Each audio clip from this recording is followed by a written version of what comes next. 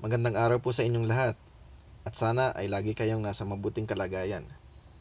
Sa discussion po natin last time, napag-usapan natin ang numbers and digits. And nasabi natin that numbers are made up of one or more digits. Depende kung gaano kalaki o kaliit ang number natin. Halimbawa, sa number na ito ay may 7 digits. Ito ay 8, 7, 2, 3, 4, 5, and 9. Pero sa mga numerong halimbawa na ito, ay meron ding naka-assign or designated na places and values sa bawat digit na nabanggit natin, relative to their position or depende sa kanilang position to the decimal point. Let's always be reminded na sa kahit anong whole number, there always exists a decimal point at the end of the number. Nakasulat man ito o hindi, ay understood and automatic na after ng isang whole number ay may decimal point doon. After ng decimal point, ito ay susundan naman ng mga decimal place values kung kinakailangan. The digit of the whole number closest to the decimal point has the lowest value, while the farther it goes from the decimal point, the higher the value gets. Pero ano-ano nga ba ang mga assigned values na ito for each place ng mga digits? The following are the respective places or positions for each digit in our example. The digit of the whole number closest to the decimal point is designated to the place or position of ones. Sinusundan ito ng tens, hundreds, thousands, 10,000s, 100,000s, millions, and so on and so forth, depending on how big our number is. Na paano naman natin makukuha ang actual value ng bawat digit? In our example, for us to get the value of the digit 9, which is in the place of ones, we multiply it by 1. So the value of the digit 9 is 9. To get the value of the digit 5, which is in the place of tens, we multiply it by 10. So the value of the digit 5 is 50. To get the value of the digit 4, which is in the place of hundreds, we multiply it by 100. So the value of the digit 4 is 400. The value of the digit 3 is multiplied by 1000 to get 3000. The digit 2 is multiplied by 10,000 to get 20,000. The digit 7 is multiplied by 100,000 to get 700,000. And the digit 8 is multiplied by 1 million to get 8 million. These are now the values of the digits in the number. So, if we are going to arrange and align them properly and accordingly, and add them all together, we should get the same sum of 8,723,459. Kids, important yung alignment ng places and values of the digits for the numbers, especially when it comes to operations like for example addition. Isa sa nakikita kong mistakes when adding is not because hindi marunong mag-add, but kung hindi dahil sa hindi naka-align properly ang mga places ng digits of the numbers. Simpleng mistake lang, pero pag ganun, malamang mali na ang sagot natin. So let's show some examples later before the end of the discussion. Now let's have some exercises, and let's take our previous number as our example. Tandaan natin kung ano yung mga sinabi natin kanina sa mga places and values. Let's take note of the next following questions or instructions kasi pwedeng similar items may be asked of you sa ating mga exercises, quizzes, tests, or homeworks. The first is give the place of digit 4.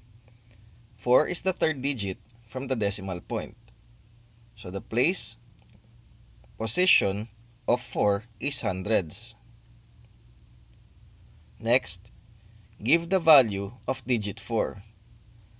We learned that by getting the value, we multiply the digit 4 by 100 since its place or position ay nasa hundreds.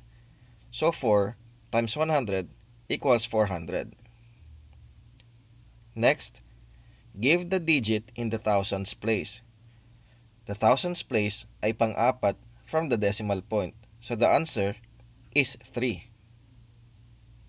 Last, the digit 5 is next to the place or position of ones and before the hundreds place. So the place or position of 5 is tens. Halimbawa naman ang number 54,217. The first is give the place of digit 4. 4 is the fourth digit from the decimal point. So the place or position of 4 is thousands. Next, give the value of digit 4. Again, we learned that by getting the value, we multiply the digit 4 by 1,000 since its place ay nasa thousands. So 4 times 1,000 equals 4,000. Next, give the digit in the thousands place. The thousands place ay pang-apat from the decimal point. So the answer is digit 4. Last, the digit 7 is the first digit from the decimal point. So the place or position of 7 is ones. Minsan naman, we may see the following questions or statements sa mga items. Like for example, what do the digits in number 93,256 stand for? Dito, they're asking for the value of the digit as shown.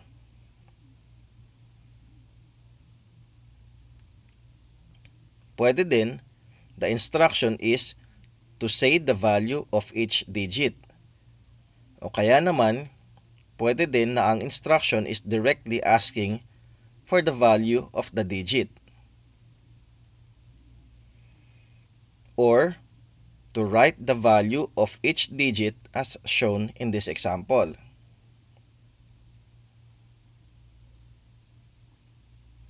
Sometimes, the item or question will ask for something related to the place or position of the digit in a number. For example, 7,295,134. So, ibibigay ang digit and the student will provide the place or position whether it's millions, hundred thousands, 10,000s, thousands, hundreds, tens, or ones. Or sometimes, it's the other way around. Dito naman, given ang place or position of the digit, and the student will be asked to fill in the blanks kung ano ang dapat na corresponding digit. Familiarity with the respective places, positions, and values, as well as the respective proper alignments will play an important part, especially when we go further in operations like addition and subtraction, or even multiplication and division. Otherwise, pwede itong maging dahilan ng maling kasagutan. Isang simpleng example ay ito. We know that 10 plus 5 is 15. But in math, the professor always asks our kids for the solution to be written down sa paper nila. And doon, minsan nagkakaroon ng problem kasi hindi properly aligned ang place or position of the digits.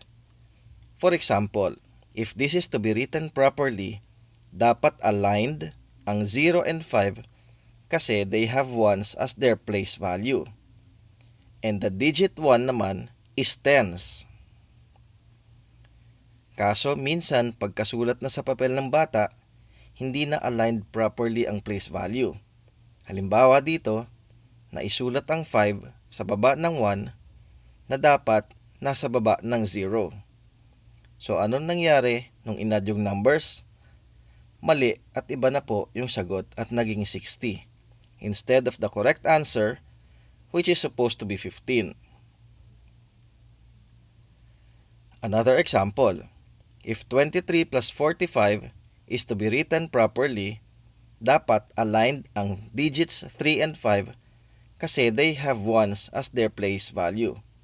And the digits 2 and 4 naman ay tens na dapat aligned din for us to get the correct answer of 68. Pag mali din ang pagkakasulat and alignments like the one as shown, ay mapapansin natin na mali na naman ang lalabas na sagot. Kaya importanteng alam natin ang place, position, values of the digits sa mga numbers. Aral lang ng mabuti mga kids at tandaan ang mga tripping lessons natin today. Mga mamit daddy, kailangan ng ating guidance na mga bata, lalo na sa mga panahon ngayon. Learning is repetition, so huwag magsasawa kung paulit-ulit nakakatanggap ng mga reminders sa lesson. Tandaan natin na sa mathematics ay maaaring may iba't ibang paraan ng pagtuturo, pag-aaral at paggamit ng solutions sa isang problem. Importante mapag-aralan natin ang mga ito para makuha ang tamang kasagutan. Kung nakatulong po at nagustuhan nyo itong video na ito, please don't forget to like, share, subscribe, hit the notification bell, and comment down below. Always keep safe and healthy mga ka-tripsters. God bless always, at hanggang sa muling tripping natin.